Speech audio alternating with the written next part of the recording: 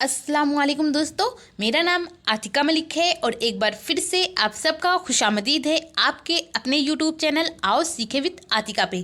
तो दोस्तों, आज की इस वीडियो में हम सीखेंगे कि उर्दू ज़बान का आगाज़ व इर्तिका कैसे हुई। और ये बहुत ही इम्पॉर्टेंट टॉपिक है और ये कमेंट आया था नसीब का और वो चाहते थे कि मैं इस पर एक वीडियो बनाऊँ। तो अगर आप किसी भी क्लास में हैं, आप ये कोई क्लास मैंने इसीलिए मेंशन नहीं किया क्योंकि अगर आप किसी भी क्लास में हैं और आपने ऑप्शनल सब्जेक्ट उर्दू लिया हुआ है या नहीं लिया हुआ है, फिर भी आप जानना चाहते हैं कि उर्दू ज़बान जो है इसकी शुरुआत कैसे हुई, पहले इसे क्या नाम से जाना जाता था और सबसे पहले जो उर्दू लफ्ज़ है इसका इस्तेमाल किसने किया, इसके साथ साथ बाबाए उर्दू किसे कहा जाता है यानी फादर ऑफ उर्दू कौन है। तो ये सारी की सारी बातें आज की इस वीडियो में हम डिस्कस करने वाले हैं।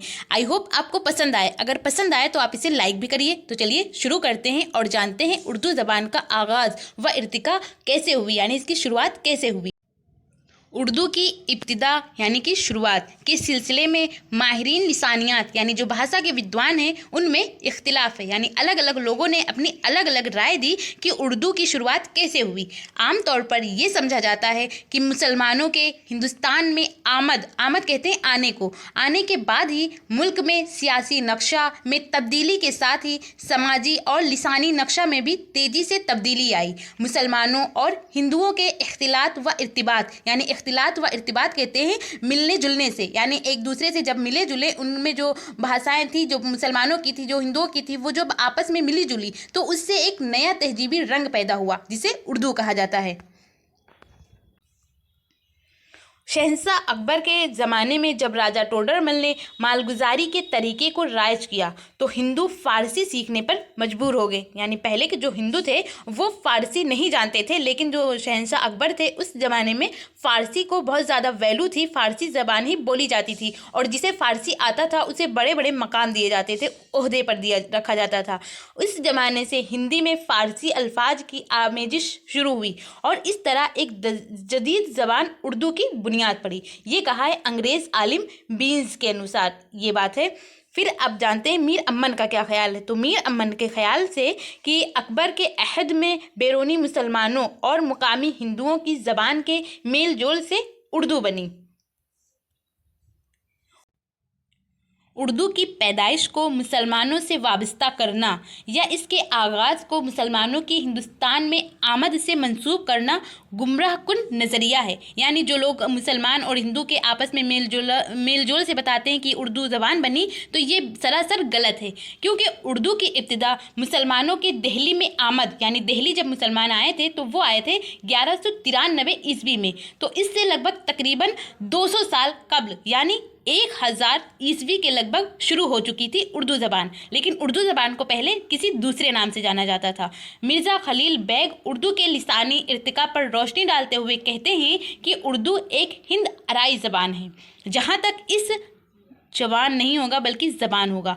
तो जहाँ तक इस ज़बान के नाम का ताल्लुक़ है तो हिंदुस्तान के एक बोली की मुनासबत से इब्तिदा में ये ज़बान यानी शुरुआत में जिसे हम आज उर्दू कहते हैं तो शुरुआत में इसे हिंदवी, हिंदी, देहलवी, लाहौरी, रेख्ता, गुजरी, दक्कनी, हिंदुस्तानी ज़बान उर्दू या सिर्फ उर्दू कहलाई। और सबसे पहले मुसहफ़ी ने इसके लिए लफ्ज़ उर्दू का इस्तेमाल किया। अगर आपसे पूछा जाए कि उर्दू लफ्ज़ का इस्तेमाल सबसे पहले किसने किया तो वो करने वाले मुसहफ़ी। और ये मुसहफ़ी जो हैं इनका पूरा नाम है मुसहफ़ी ग़ुलाम हमदानी। ये मुसहफ़ी इनका तखल्लुस है। तो इन्होंने सबसे पहले सजेस्ट किया कि उर्दू इसको उर्दू कहा जाए, जिसे पहले हिंदू, हिंदवी, देहलवी, लाहौरी, रेख्ता इन सब नामों से जाना जाता था। बाबाए उर्दू। अब आप सोच रहे होंगे ये बाबाए उर्दू हैं कौन। तो बाबाए उर्दू कहते हैं मौलवी अब्दुल हक को। तो ये बाबाए उर्दू हैं। ये पैदा हुए थे हिंदुस्तान में, लेकिन जब हिंदुस्तान और पाकिस्तान का बंटवारा हुआ तो ये पाकिस्तान चले गए थे, लेकिन ये पैदा यहीं हुए और यहीं के एक कॉलेज था जिसका नाम था उस्मानिया कॉलेज। तो उस्मानिया यूनिवर्सिटी, सॉरी कॉलेज नहीं बल्कि यूनिवर्सिटी, तो उस्मानिया यूनिवर्सिटी में ये प्रोफेसर थे और वहीं के एक तालिबे इल्म ने यानी उन्हीं के एक स्टूडेंट ने इन्हें ये लक़ब दिया था बाबाए उर्दू। तो ये बाबाए उर्दू जो हैं ये मौलवी अब्दुल हक हैं। तो इनके ख्याल में हिंदुओं की ज़बान यही उर्दू थी, जिसका पुराना नाम हिंदवी या हिंद था। इसके आगाज़ का सेहरा सही मानों में हिंदुओं के सर जाता है और वही इसकी पैदाइश के जिम्मेदार हैं। उर्दू को मुसलमानों की आमद के साथ मंसूब करना तारीख़ी और लिसानी हक़ाइक़ से इनकार करना है। ये ज़रूर है कि मुसलमानों ने इसको निखारने, चमकाने, सजाने और संवारने, नेज़ इसको तरक्की देने और अदबी व इल्मी मर्तबा तक पहुँचाने में एक नुमाया रोल अदा किया है। और आज बड़े सगीर हिंद के करोड़ों मुसलमानों की ज़बान उर्दू है। तो उर्दू जो है इसको भी राष्ट्रीय भाषा बनाने के लिए इन्होंने ही सजेस्ट किया था, लेकिन पाकिस्तान में, चूँकि ये पाकिस्तान चले गए थे जब हिंदुस्तान और पाकिस्तान का बंटवारा हुआ था, तो जब ये वहाँ गए तो इन्होंने सजेस्ट किया कि पाकिस्तान का जो राष्ट्रीय भाषा हो वो उर्दू हो। तो आज आप देखेंगे पाकिस्तान का जो राष्ट्रीय भाषा है तब से लेकर आज तक उर्दू ही है। आज़ाद हिंदुस्तान में उर्दू और हिंदी में इख्तिलाफ की सबसे बड़ी वजह इन दोनों के जुदागाना रस्मुल ख़त को बताया जाता है। क्योंकि उर्दू फ़ारसी रस्मुल ख़त में दाएं से बाएं लिखी जाती है। अभी जो ये आप देख रहे हैं कि उर्दू लिखी है, तो ये दाएं से यहाँ से बाएं लिखी जा रही है, और जबकि हिंदी और देवनागरी रस्मुल ख़त में बाएं से दाएं लिखी जाती है, यानी इधर से लिखी जाती है हिंदी को और देवनागरी को, लेकिन जो उर्दू होता है उसको लिखने के लिए हम दाएं से बाएं इस्तेमाल करते हैं। उर्दू ज़बान के हामी और दोस्त ये दावा करते हैं कि उर्दू हुर्फ तहज्जी का सूती निज़ाम खालिस सूतियात के नुक्ता नज़र से न सिर्फ मुनफरिद बल्कि जामे तरीन है।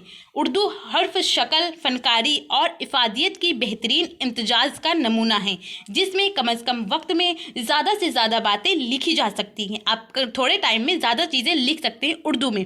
उर्दू रस्मुल ख़त दूसरे रस्मुल ख़त के मुकाबले में ज़्यादा हमागीर है। तो इस तरह आज हम लोगों ने जाना कि उर्दू ज़बान का आगाज़ व इर्तिका कैसे हुई, और उर्दू ज़बान को पहले किस नाम से जाना जाता था, और उर्दू लफ्ज़ का इस्तेमाल सबसे पहले किसने किया, और बाबाए उर्दू किसे कहते हैं, यानी फादर ऑफ उर्दू कौन है। तो ये सारी की सारी चीज़ें आज की इस वीडियो में हम लोगों ने डिस्कस किया। आई होप आपको ये चीज़ें पसंद आई हों और आपके लिए ये वीडियो यूज़फुल हो। अगर पसंद आई हो तो आप इसे लाइक करिए, और अगर चैनल पर पहली बार आए हैं तो चैनल को सब्सक्राइब करके बेल आइकन को ज़रूर प्रेस करिए। और जो भी दोस्त आपके उर्दू के बारे में जानना चाहते हैं कि उर्दू की शुरुआत कैसे हुई, तो उन तक इसको शेयर कीजिए। और आपको ये वीडियो कैसी लगी अपना फीडबैक हमें कमेंट के ज़रिए ज़रूर बताइए, और किसी और टॉपिक पर आप चाहते हैं कि मैं वीडियो बनाऊं तो वो भी कमेंट करके हमें ज़रूर बताइए। इंशाल्लाह मैं कोशिश करूँगी कि मैं जिन टॉपिक को आप चाहते हैं मैं उनको भी कवर करूँ। थैंक यू, हमेशा खुश रहिए।